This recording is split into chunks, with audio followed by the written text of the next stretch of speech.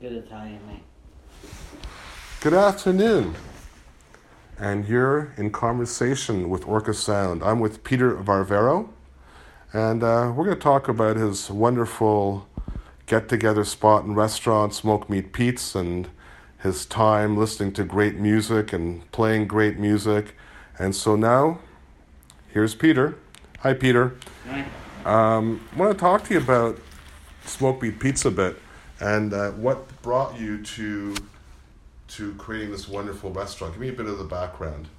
Well, I worked for my dad 20 years before I started out on my own adventure. I call it an adventure because it's still going on. But yeah, I had my family and they were growing and my pay was staying the same, and it's restaurant work, so we can't expect to get paid like an arm and a leg. And so I told my dad eventually, after 20 years, I'm going to go off and open my own little place. So I opened something up here in El Perot, around the corner from my house, with 2 tables, a counter, and steamer and slicer, and went to town. My mom helped me a lot get going, and it was a long, hard battle. I did 5 years in the basement of a building, and it became pretty busy. We had lineups there and whatnot, and this place came up for rent, and I was able to get it. It was a bit of a toss-up because I had to triple my sales to make it work, but it happened instantly. They say location. It was the location. And it's still. How long ago did that? When did you open up Smoke Meat Pete's? I originally opened in '96. Then the new one, I opened it up in 2000. And then in 2001, my favorite blues musician died, John Lee Hooker. So we did a small dedication thing to him out on the terrace. Me and a couple of the guys played blues, harmonica, guitar, nothing big, but people seemed to really like it. So that's how live music started at Smoke Meat Pete's. So that's been going on for almost 20 years now. Through the dedication to John Lee Hooker. Beautiful. So my hat goes off to the man. So what got you into music? What got me into it, I used to play when I was a kid, guitar, and mess around a bit, but when I got my own restaurant, I didn't have time for that anymore, so I just kind of put it on the side. And I used to have the restaurant with just music playing in it, and I said, well, I told my mama, I said, well, I never have a chance to go out. I'm working all the time. I can't go anywhere. She says, well, if you can't go to the party, then you have to bring the party to you.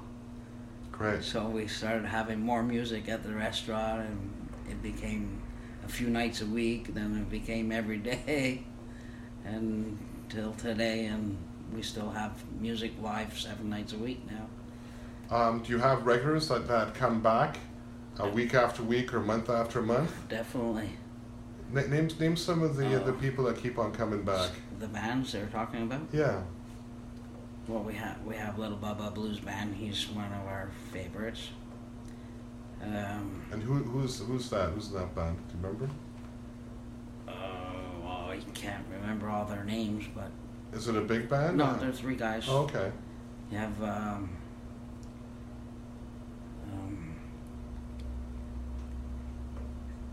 Little Bubba is the main guy? Andrew Lipscomb. Okay. And you have a And bass player. They're a blues trio? Yeah. Okay. Who else do you enjoy? Pretty awesome, and strictly blues. He can't play anything else but blues. Okay. But they're good. And then we have Brian Greenway every once in a while. He put together when I did my first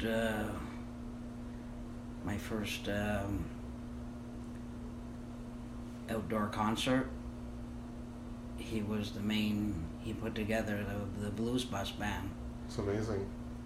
And especially for that gig. And who is he with? He's with...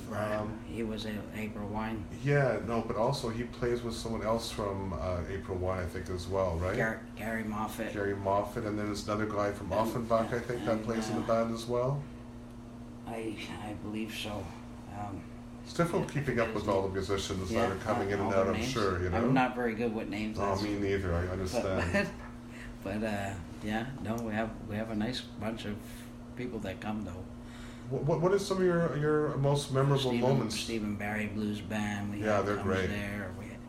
We have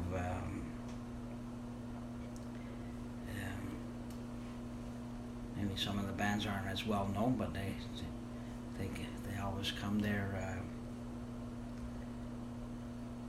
What's his name? Shit. I knew I should have just No, that's fine. Pause it. Peter, talk to me about some of your favorite memories here at Smoke Meat Pete's and some of the people that you love listening to and some of the people who are inspirational. Every year we have Pete's birthday party when I get back from my vacation. And we usually have some special band that play in March. Usually it's around the 6th, with the first Saturday of March. Usually we always have our big bash, and we have live music all day long. I'm in one of the bands in the afternoon that plays, and the evening band usually is a special band. We had last year Don Taylor Watson play for us with the Ben Racine band, and during the day there was another blues band, I'm forgetting the name, but they sort of hooked up with the Don Taylor, and we had a whole horn section going. We had a whole horn section going for the evening show. It was just like blow your mind away, and we've had quite a few of those things happen at the restaurant from time to time, so you never really know what you're going to see when you get there, because... But there's live music here pretty much every night, isn't there? 7 nights a week. One of the only places I know of that you can go kick off your shoes and have a good bite to eat and listen to some good blues. That's amazing. I caught the show that you had here, I guess, about a week ago. The place was packed and people loving the food, and the sound was excellent. Well, that was your house band that was playing, I think, that night. Yeah. What are they called, Peter? The Hawk and Roll Smoke Me Pete. Nice. Blues band, yeah. So what are some of your memorable artists that we hear? What are some of the names that are worthwhile thinking about? We've Stephen Barry Blues Band is a pretty tight band there. Once in a while we have them play. We got our few regular guys there like Derek Falls, Matt Rock.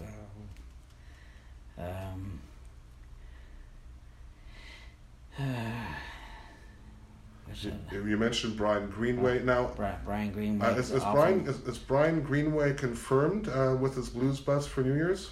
Yeah, they actually last year when they did our New Year's party, I asked the crowd, do they want him back again next year? And of course they all cheered and said yeah. So we booked him again for right away there for this year coming. But yeah, it was an anonymous.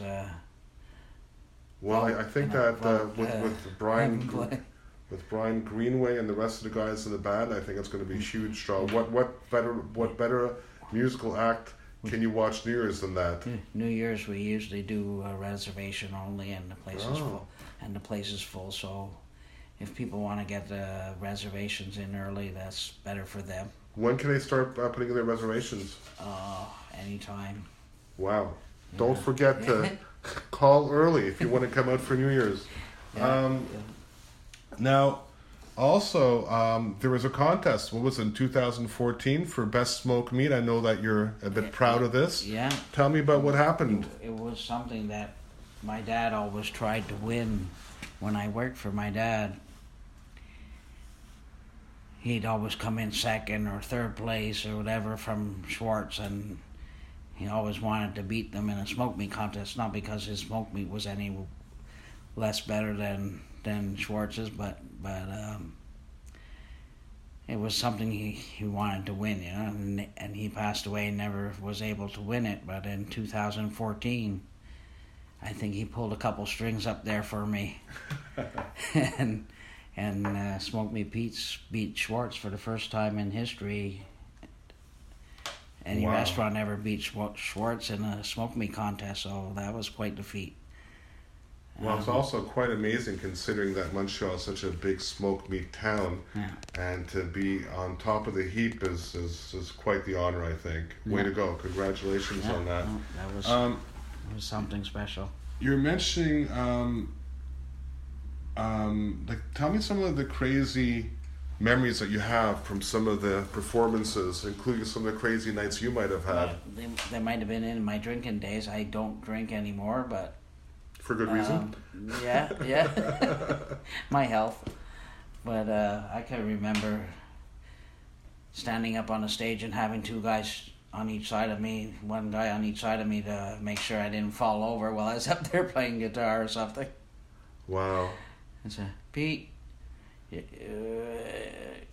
but I did it anyway. But I could remember even standing on a table playing the guitar next to the stage with the guys and having a blast.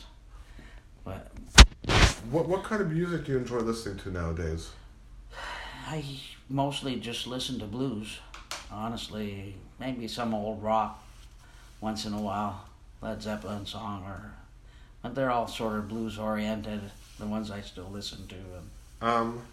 Now I have to ask the obvious question, which is, why should somebody come to Smoked Meat Pete's? Why should someone? For the great food and music and friendly atmosphere, I would think. The place smells incredible whenever I walk in. Yeah. You know, it's just the smell of the open barbecue or the real charcoal. Yeah. Some people, my neighbors even sometimes mention to me that, you know, I wish you wouldn't be doing that because I get hungry every time you start making them ribs or whatever. That's incredible. Like the smell carries through the whole neighborhood. Yeah. So what I suggest, come on down to Smoked Meat Pete's anytime for some great blues music and amazing food. If you haven't been here yet, come on out. It's a great place to be. We always have some great deals. We have a car night and a bike night during the summer that are awesome.